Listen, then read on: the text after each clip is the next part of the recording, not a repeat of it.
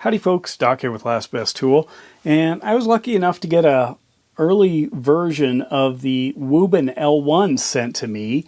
This is a interesting light. Notice it has two heads. It has more of a flood area, or what Wuben calls an auxiliary light, and then it's got a main light, which has got a pretty heavy spot to it, but it's certainly not a thrower.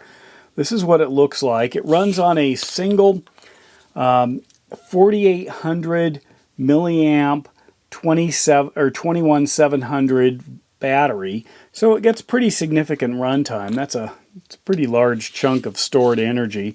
It has a strong magnetic cap, so you can certainly drop it down and there's plenty of strength for it there.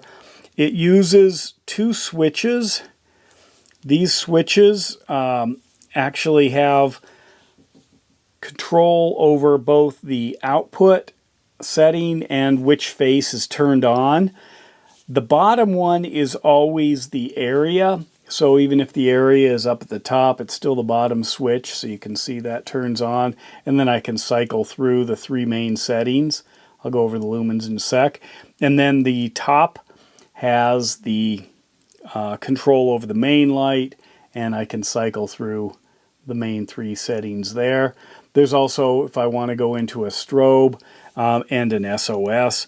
Now, as far as the outputs, on the main light, you get a turbo, which is 2000 lumens, throttles down to 320, and then you get a high at 1000 that throttles down to 320, and then the 320 is the medium setting, and then it has a low of 35. Strobe is 2000, SOS is 320. If you go to the auxiliary light here, you can get 1000 lumen output, throttles down to 380, and then you also get a medium at 380 and a low of 25.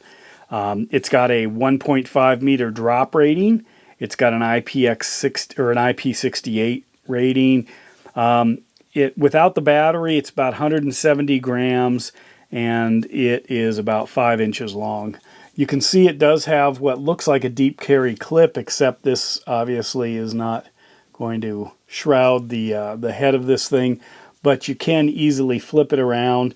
The clip changes position quite easily, so you could set this thing up and then run it as a standard 90 degree, or you could run it with your flood as well in a 90 degree position, or run that on the top and this would hold. So if you wanted to run it on the bottom like that and have it shoot straight down, you could. So there's a lot of possibilities here. It's kind of a nice light for that. It does have some capabilities that other lights don't. So here we are outside, and this is going to be kind of an interesting one because I essentially have two flashlight heads to work with. So obviously I've got one that's a little bit more spot and one that's more flood, and I can turn them both on at the same time, or I can switch back and forth. So here's going to be, that's more of the spot. You can see the main beam reach out quite a ways. There's the area light. When I kick that one on, really lights up the area. So here's the spot, and I think I'm going to twist the head back and forth so you can kind of see. So there's more the area. There's the flashlight, actually. There's the area, or there's the spot. There's the area. You can see how that's, you could use both sides of the flashlight at once, or just quickly choose which you want. I mean, that's what's kind of amazing about this Wuben L1, is it gives you essentially both of the worlds that you like. Now, when I was traveling overseas, I was in contact with Edison, who is the CEO of Wuben, one of their head folks, and I was talking about some different lights with him. This is one that I considered taking with me overseas, and I probably will on my next trip if I don't take this. In fact, that's probably what I'm going to lean towards.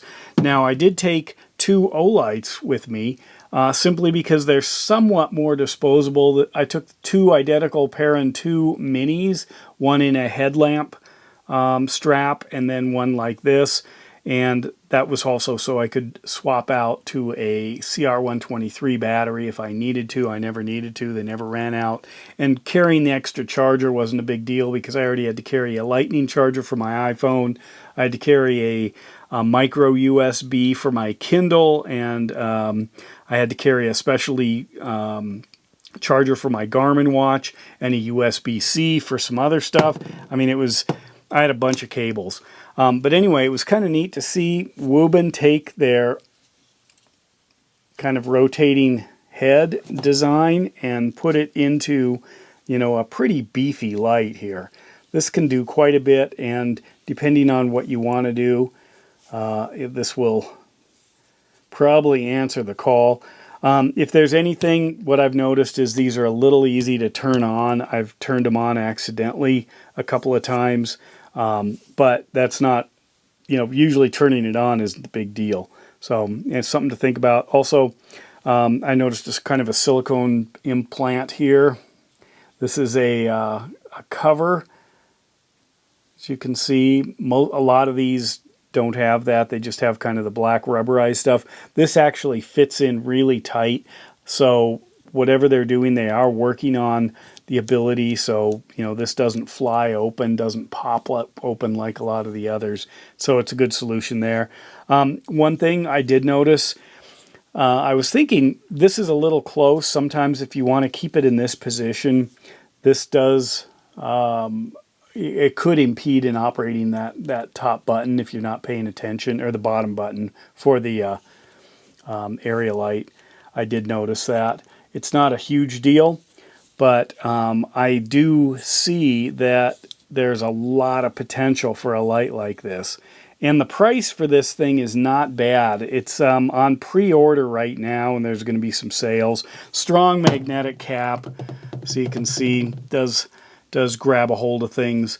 It's a good solid light, and it does give you a glimpse into the future. And with that, Doc out.